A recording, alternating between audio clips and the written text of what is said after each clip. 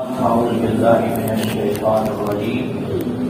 سورہ یونس میں اللہ کا ارشاد ہے للذین احسنوا الحسنی وزیادہ، نیکیاں کرنے والوں کے لیے اچھا بدلہ ہوگا اور پلس اور بھی کچھ ہوگا۔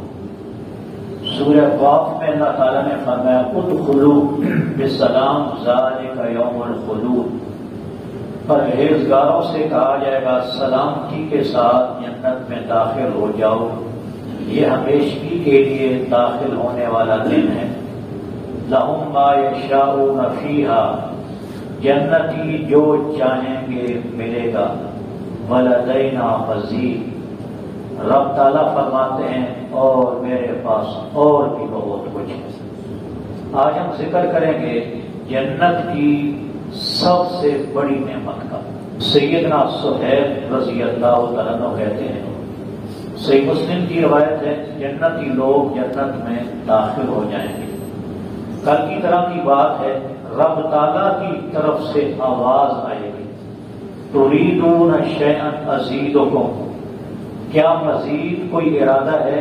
میں تمہیں اور کچھ عطا کرنا چاہتا ہوں۔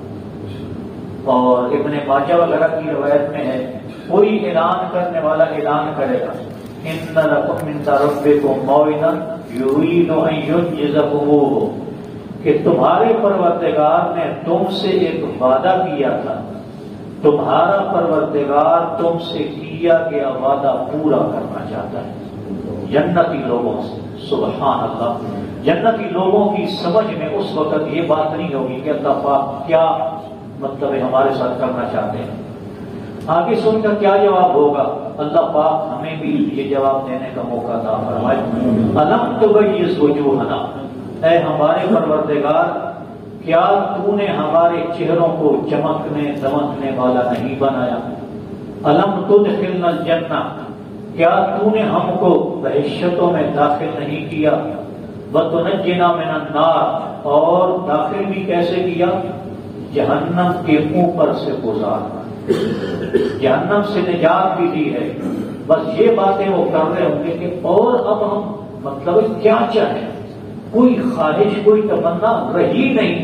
فجب سے بولے جا، اتنے میں اللہ تعالیٰ پردہ چاک کر کے اپنے بندوں کے سامنے آ جائے اور اس وقت وہ اپنے پروردگار کو دیکھنا شروع کریں گے۔ فما اوتوا شیئا احب الیہم من النظر الی ربہم، نبی کریم علیہ السلام فرمائیں گے کہ یہ جو اللہ پاک کا دیدار ہوگا، جنت میں کوئی ایسی نعمت نہیں ہوگی جس پر جنتی اتنے زیادہ خوش ہو، یہ سب سے زیادہ محبوب عمل ہوگی، سب سے زیادہ آپ کے شانیاں رگڑ رگڑ کے رکوع کر کر کے کیا پیدا ہوئی ہے تو اللہ تعالیٰ اللہ تعالیٰ اللہ تعالیٰ، جناب مرتے دم تک آپ اللہ تعالیٰ کا سنتے رہے، اللہ تعالیٰ کو سنتے رہے۔